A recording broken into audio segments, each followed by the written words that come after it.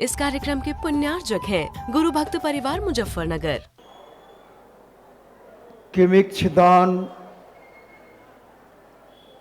किसे नहीं देना चाहिए, अगर यह ज्ञान हमारे जीवन में आ जाता है तो हम बहुत सारी परेशानियों से बच सकते हैं। नीतिकारियों ने, सज्जन पुरुषों ने, साधु पुरुषों ने कहा कि कभी अनजान व्यक्ति को कभी किमिक्ष दान मत दे देना। नपुंसक के लिए किमिक्ष दान मत दे देना। स्त्री के लिए कभी किमिक्ष दान मत दे देना। कन्या के लिए कभी किमिक्ष दान नहीं देना। अनजान व्यक्ति के लिए कभी किमिक्ष दान नहीं देना। और नीति कहती है, जिन जिन ने ऐसे लोगों को किमिक्ष दान दिया है वह अपने जीवन में पछतावे को प्राप्त हुए। किमिक्ष का मतलब है उसकी सभी इच्छाओं की पूर्ति कर देना। सारी दुनिया को जगत में विख्यात है, राजा दशरथ ने अपनी धर्म पत्नी कैकेयी के लिए मोह मांगा वरदान दिया था और उन्होंने कहा था कि जब मुझे आवश्यकता होगी तब मैं मांग लूंगी।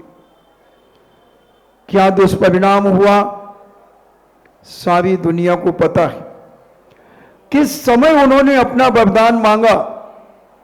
जिस समय सारी अयोध्या दुल्हन सी सज गई थी, बच्चे बच्चे के मुख में था कि कल प्रातः काल के सूर्योदय की बेला में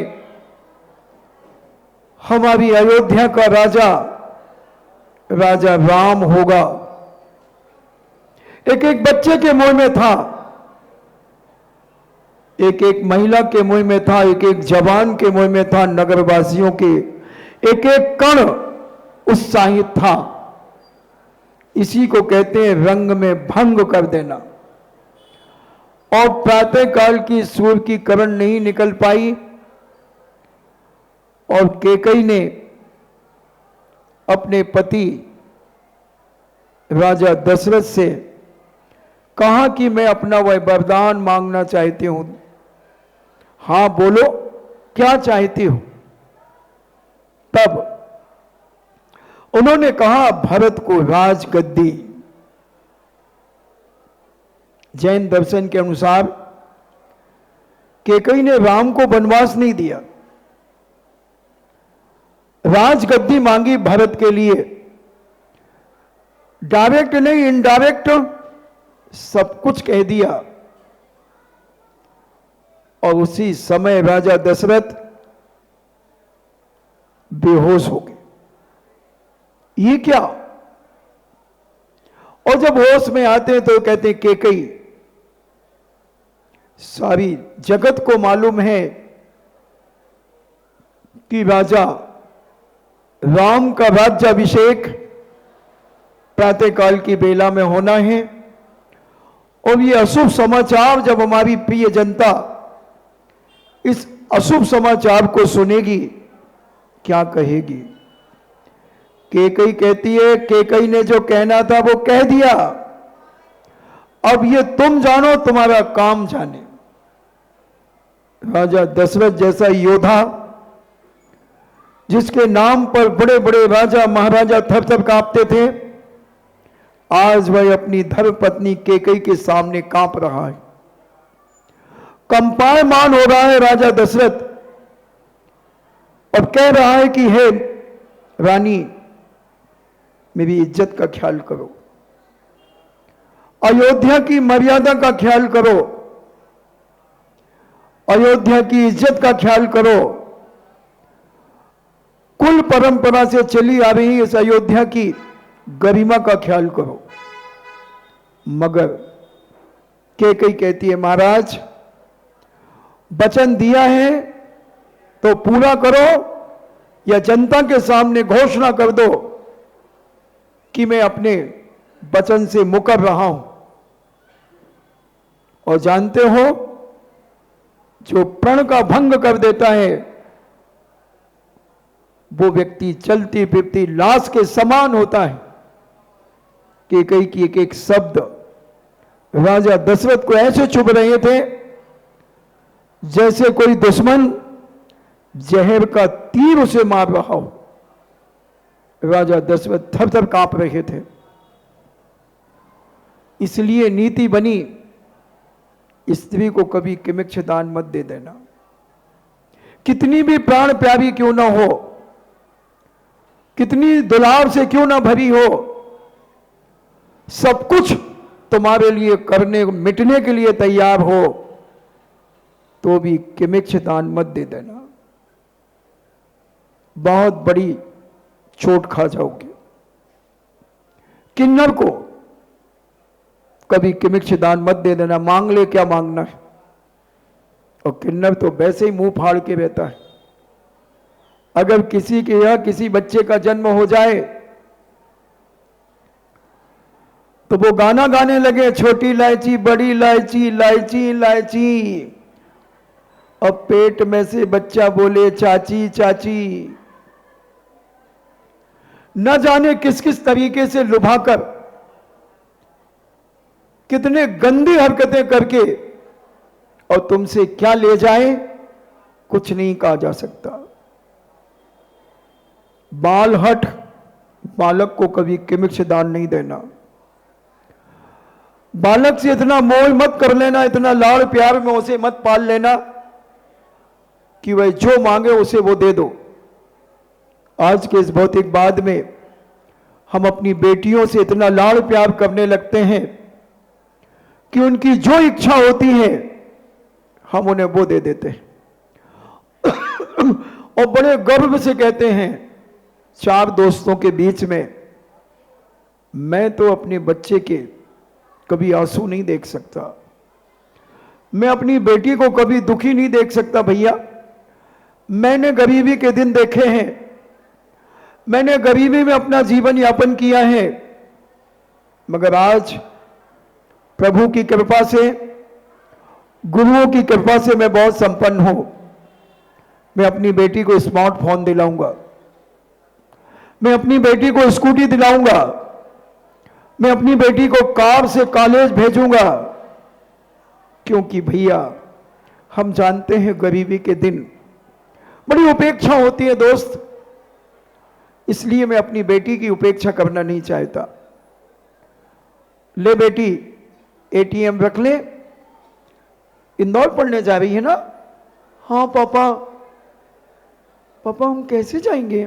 बेटा मैंने नंबर लगा दिया है कार का। पापा, बड़ी प्रभावित होती है अपने पापा से और गले से लिपट जाती है। पापा आप कितना ध्यान रखते हो हमारा? बेटा मैंने बहुत गरीबी के दिन देखे, एक एक मन अनाज अपनी पीठ पर लाद करके बेटा मैं 2-2, 3-3 किलोमीटर दूर से गांव से अनाज लाता था। बहुत गरीबी देखी बेटा मैंने, 3-3, 4-4 चक्कर लगाता था। इसलिए मेरा मन कहता है कि तेरी हर खुशी में तेरा पिता साथ देगा, हर खुशी में तेरा पिता साथ देगा। बेटा मैं जानता हूं भूखा प्यासा तेरे दादाजी और मैं गांव गांव में जाकर के अनाज इकट्ठा करते थे और लाकर के रखते थे। एक स्थान पर फिर लाते थे, फिर लाते थे। 5-5, 10-10 चक्कर भी एक दिन में लगा देते थे बेटा। पिताजी 25-25 किलोमीटर दिन भर में? हाँ बेटा, मगर मैं अपने बेटे बेटियों को दुखी नहीं देखना चाहता, इसलिए मैं तुम्हें कार दिलाऊंगा। ठीक है पापा, हाय बाय। मगर हाय हाय तो बाप को करना ही है फिर बाद में, क्योंकि किमिक्ष दान दिया है। अब वो जो निकल गया वो तो सिद्ध करूंगा, हाय निकला है तो सिद्ध करूंगा।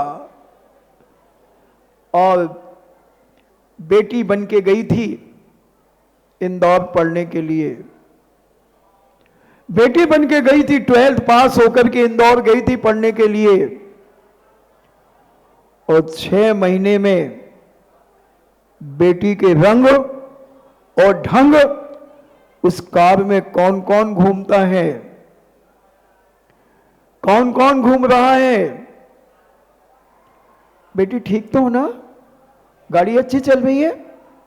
हाँ पापा, गाड़ी बहुत अच्छी चल रही है। वो एटीएम ध्यान से अच्छे से रखना। हाँ पापा। तो अभी कुछ पैसे निकाली क्या? हाँ पापा, मैंने बस अभी 10,000 ही निकाले हैं, बस 10,000 ही निकाले हैं बस। हाँ बेटा ठीक है, देखो समझ के करना। हाँ पापा, मैं ऐसे फालतू नहीं करती हूँ, बस 1-2 बार हुक्का बार चली जाती हूँ। क्या? अबे यार पापा, तुम समझते नहीं हो, हमारे फ्रेंड के साथ जाते हैं ना, तो हम लोग वो फ्लेवर का पीते हैं पापा। हम वो गांजा नहीं पीते हैं, हम फ्लेवर का पीते हैं। बेटा देखो, नुकसान ना करे। अरे पापा, समझते नहीं हो, ये कोई नुकसान थोड़ी करते हैं। हाँ ठीक है। और बेटी लड़की बनने की ओर जा रही है। सुन रहे हो ना? बेटी लड़की बनने की ओर जा रही है। हुक्का पी रही है क्योंकि बेटी को किमिक्ष दान मिल गया है। पिता से किमिक्ष दान मिल गया है बेटी को, एटीएम मिल गया है बेटी को, कार मिल गई है, और बेटी ने जो ट्रांसपेरेंट कांच लगे थे, अब ब्लैक कांच लगवा लिए हैं कार में। काले कांच लग गए हैं कार में, जिसमें कोई झांक करके भी देखे तो पता न चले कि इसमें कौन जा रहा है। 1.5 साल हो गई है बेटी को पढ़ते पढ़ते। पापा फोन लगाते, बेटा कहाँ हो? पापा मैं पार्टी के लिए आई हूं, आज मेरे दोस्त का बर्थडे है। अच्छा, हाँ पापा। बेटा कहां पर आई हो?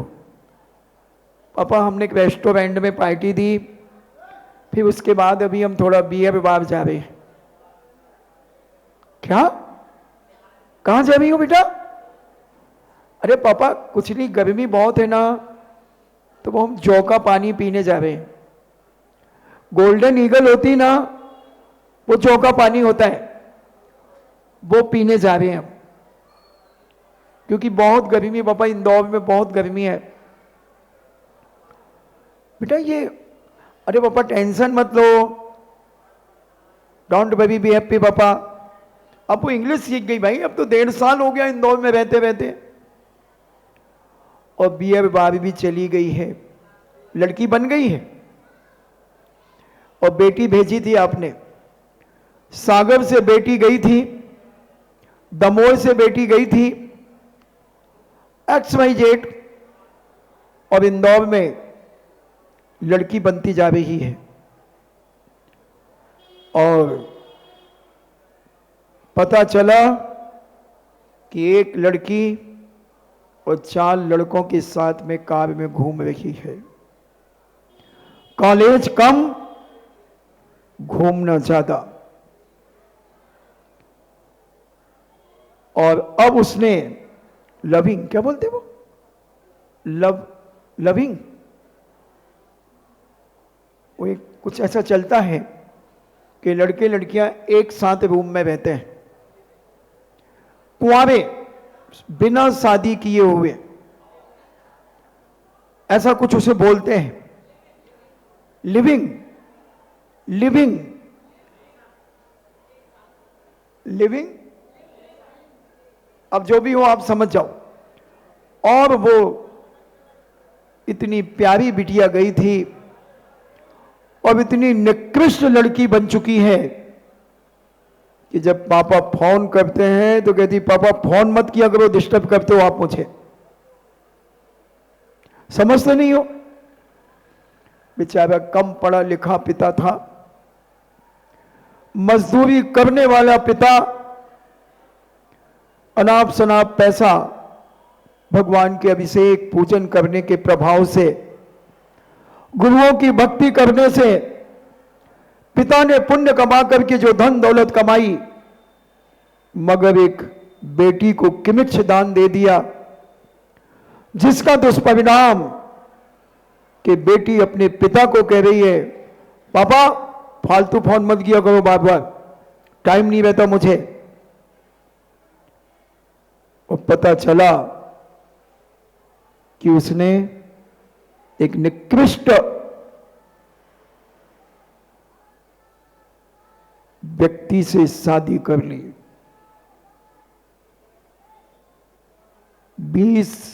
21 साल की लड़की ने एक ऐसे निकृष्ट लड़के से शादी की जो सुबह से शाम तक शराब में धुत रहता था, और उसका खर्चा शराब पीने का यह लड़की देती थी। पिता सोच रहा है कि मेरी बेटी इंदौर में पढ़ रही है। एक दिन पिताजी एक व्यापारी के पास इंदौर गए और व्यापारी से पूछा कि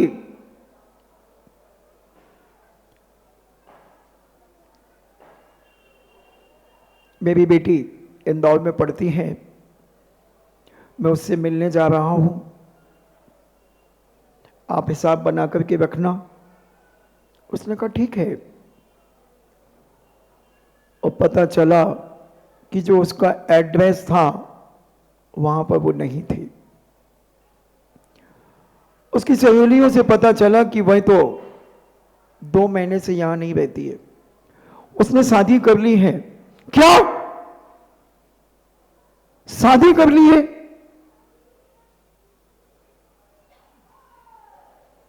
पिता कहता है मेरी बेटी ने किससे शादी की? पिताजी, पापा जी, एक ऐसे लड़के से की, हम लोगों ने बहुत मना किया मगर वो नहीं मानी और खुद पैसे देती है शराब पीने के लिए, मारता है, पीटता है। इस कार्यक्रम के पुण्यार्चक थे गुरु भक्त परिवार मुजफ्फरनगर।